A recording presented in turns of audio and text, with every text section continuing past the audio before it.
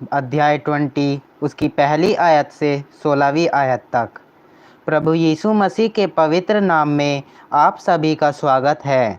आज हम प्रभु यीशु द्वारा कहे गए एक महत्वपूर्ण दृष्टांत पर विचार करेंगे। बारी के मजदूर का दृष्टांत, जो मत्ती रचित सुसमाचार के 20वें अध्याय में लिखा गया है।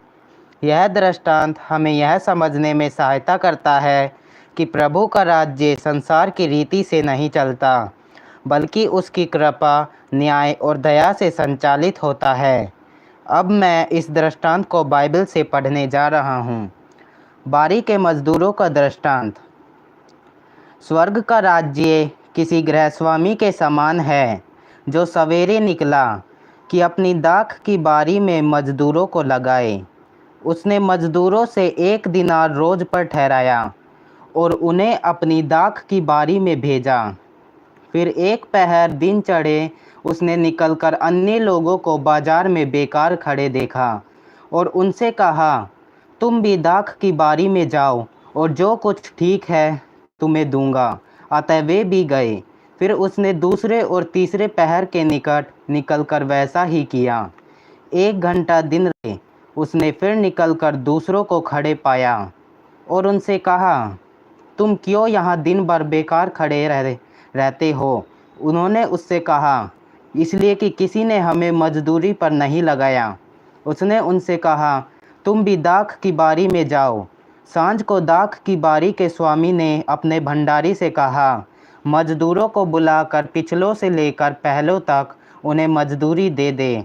जब वे आए, जो घंटा भर दिन रहे लगाए गए थे, तो उन्हें 1-1 दिनार मिला। जो पहले आए उन्होंने यह समझा कि हमें अधिक मिलेगा, परंतु उन्हें भी 1-1 दिनार ही मिला। जब मिला तो वे गृहस्वामी पर कुड़कुड़ा के कहने लगे, इन पिछलों ने 1 ही घंटा काम किया और तूने उन्हें हमारे बराबर कर दिया, जिन्होंने दिन भर का भार उठाया और धूप सही।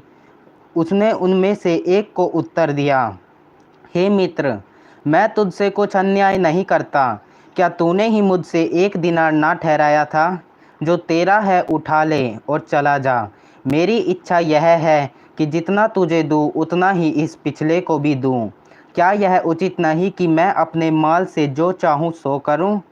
क्या मेरे भले होने के कारण तू बुरी दृष्टि से देखता है? इसी रीति से जो पिछले हैं वे पहले होंगे और जो पहले हैं वे पिछले होंगे। यह दृष्टांत प्रभु के स्वर्गीय राज्य के कार्य करने के ढंग को दर्शाता है। प्रभु सबको बुलाता है।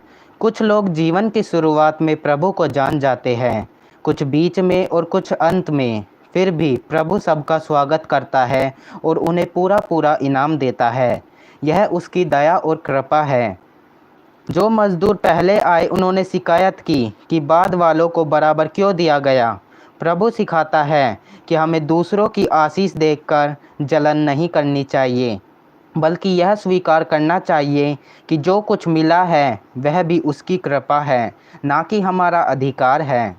प्रभु का आशीर्वाद इस बात पर निर्भर नहीं करता कि हम कब आए, बल्कि इस पर कि हम उसकी बुलाहट को कब स्वीकार करते हैं। देरी मत कीजिए। 11वें घंटे वाले भी बुलाए गए और उन्होंने उत्तर दिया, यदि आप अभी तक प्रभु के पास नहीं आए हैं तो देर न कीजिए, आज ही उसका निमंत्रण स्वीकार कीजिए। यह दृष्टांत हमें यह भी सिखाता है कि प्रभु न्यायी है, पर साथ ही वह अत्यंत दयालु और कृपालु भी है। जो पहले आते हैं उन्हें वह न्याय देता है और जो अंत में आते हैं उन्हें वह कृपा देता है। आइए हम अपने हृदय में यह निर्णय लें कि प्रभु की बारी में सेवा करने को सदैव तैयार रहे, जलन या तुलना से नहीं, बल्कि प्रेम, नम्रता और कृतज्ञता के साथ।